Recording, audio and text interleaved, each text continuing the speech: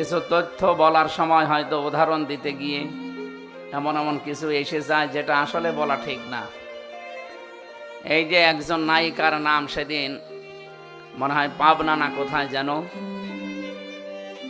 হযরতে হাওয়া আলাইহিস সালাম তার চেহারার যে বর্ণনা আল্লাহ কোরআনে কারিমে দিয়েছেন, তাফসীরের ভেতরে পড়েছি, তারা বিশ্ব সুন্দরী ছিল। তাদেরকে বলা যায় হযরতে জুলাইখা, ইব্রাহিম নবীর বড় স্ত্রী হযরতে সারা রাদিয়াল্লাহু তাআলা আনহা এবং নবীজির মেয়ে ফাতেমাতুজ জোহরা, তারা এই পৃথিবীতে সুন্দরী ছিল না? তাদের মতো সুন্দরী করে আল্লাহ কাউকে বানায়নি এবং কিয়ামত পর্যন্ত এত সুন্দর মানুষ আর আসবে না। কিন্তু তারা কি আমাদের মতো এভাবে রূপ সৌন্দর্য প্রদর্শন করে বেরিয়েছে? বলেন। আমি এই উদাহরণ দিতে গিয়ে বলেছিলাম যে এখন যারা বিশ্ব সুন্দরের তালিকা, এই যে দূরে কি ফিশান নাকি নাম, রশ্মিকা, এগুলো আমি পড়েছিলাম, যুগান্তর পত্রিকায় দেয় মাঝে মাঝে, পেপার পত্রিকা পড়ে দেখেছি যে এদেরও তালিকা আসে, এদের যে চেহারা দেওয়া থাকে, কোথায় হযরতে হাওয়া আলাইহিস সালাম আর কোথায় এই নায়িকা। ওদের তুলনায় তো কিয়ামত পর্যন্ত কেউ এরকম সুন্দরী আল্লাহ পাঠাবে না। এদের দেখেই মানুষ পাগল হয়ে যাচ্ছে এখন।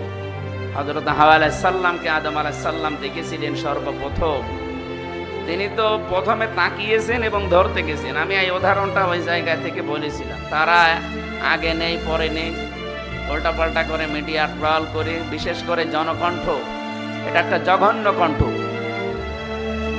এদেশের বহু আলেম এবং শহীদ আল্লামা দেলাওয়ার হোসেন সাইদি রহমতুল্লাহ আলাইহি বহুবার বলেছে, জনকণ্ঠ এটা পত্রিকা না, এটা ভারতের এজেন্ট। আপনারা এই পত্রিকা কেনেন কোন কারণে? এটা কিনলেও বাচ্চাদের টয়লেট পরিষ্কার করার জন্য কিনবেন। কারণ যত রকমের আগে নেই পরে নেই, মাঝখান থেকে একটা কথা জুড়িয়ে মানুষকে কালার করে, এরা মানুষের চরিত্র হনন করে। আর পৃথিবীতে সবচাইতে বড় গুনাহ এটা। কিছু মানুষ বুঝে না বুঝে ফেসবুকের মাধ্যমে কিছু আলেম নামে জালেম, এরা আন্দাজে এক কথা আমার নামে লাগিয়ে দিল। আরে ভাই, আপনি তো বুঝবেন যে আমি 1-1.5 ঘন্টা কথা বলি, 2-1টা কথা তো স্লিপ অফ টান হতেই পারে। আল্লামা সাঈদী সাহেবেরও হয়েছে। কোন বুজুর্গ কথা বলতে বলেন তো 1-1.5 ঘন্টা, দেখি ওর 10টা ভুল ধরতে পারি কিনা। দেন, জালেমরা আমার জীবনটা শেষ করে দিয়েছে, এরপরেও কিছু কথা বলার জন্য আমি তো আসতে চাই না। আপনারা তো নিয়ে আসেন। ডাক্তার আমারে বলছেন আজ 10টার পরে জেগে থাকবেন না, আপনার কিন্তু আবার ওই অবস্থা হয়ে যাবে। আমি আসতে চাই না। হাত পা ধরে, পা ধরে, আমার বাবার হাত ধরে, আমার বাবার পা ধরে নিয়ে আসেন।